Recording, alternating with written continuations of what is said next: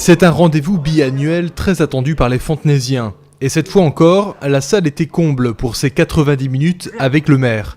Au cœur des débats, le centre-ville et son futur aménagement. Pour la première fois, le public était invité à donner son avis sur l'orientation de ces aménagements grâce à ces petits boîtiers.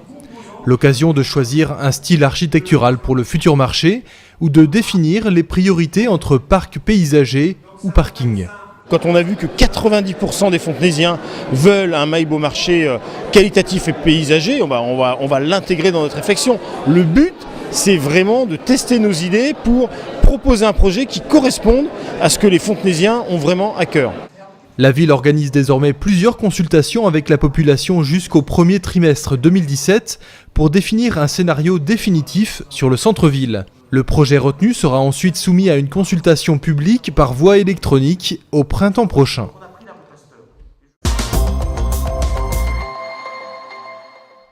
Renouvellement du conseil municipal des enfants. Lors d'une cérémonie, 33 jeunes conseillers ont revêtu pour la première fois l'écharpe tricolore, remise par le maire Richard Rivot. L'heure du bilan pour les anciens. Il y a certaines idées qui ont été faites et je suis fière de mes idées. Par exemple, il y avait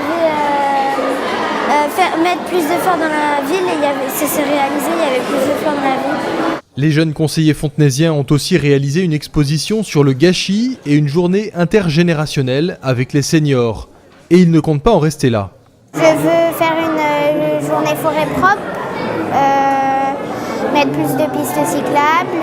Par exemple pour le foot, parce qu'en fait on doit y aller en voiture, ou par exemple on peut prendre un bus pour Fontenay et comme ça on n'ira pas en voiture parce que par exemple s'il n'y a pas assez de parents pour les voitures, on ne pourra pas faire foot quoi.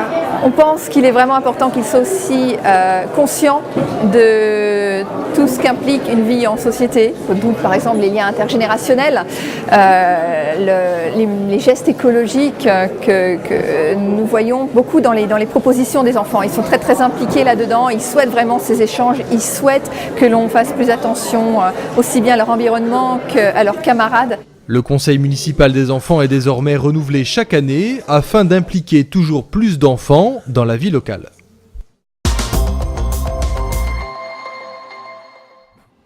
Comme chaque année, la municipalité organisait la semaine des seniors, avec une série de conférences autour du vivre ensemble ou de la prévention contre les arnaques.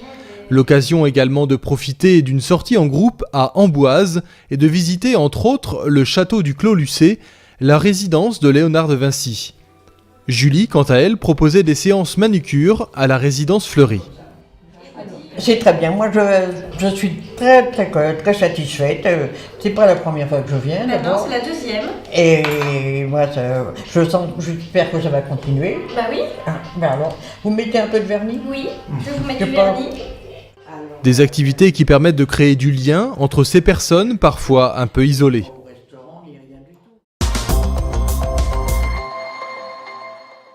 Ceux qui sont morts ne sont jamais partis. Ils sont dans l'eau qui coule, ils sont dans l'eau qui dort. Gabriel Kinsa est auteur de livres pour enfants et adultes, mais il est surtout un formidable conteur. Lors d'un spectacle à la bibliothèque, il a embarqué tout son auditoire dans l'univers des légendes africaines. Un véritable voyage pour les enfants captés par les histoires extraordinaires de Gabriel que lui racontait sa grand-mère.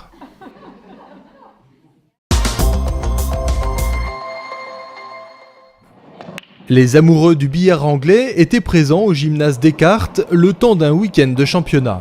C'est une manifestation qu'on fait depuis 6 ans sur la ville de Fontenay. Et c'est un tournoi individuel le samedi et en équipe le dimanche.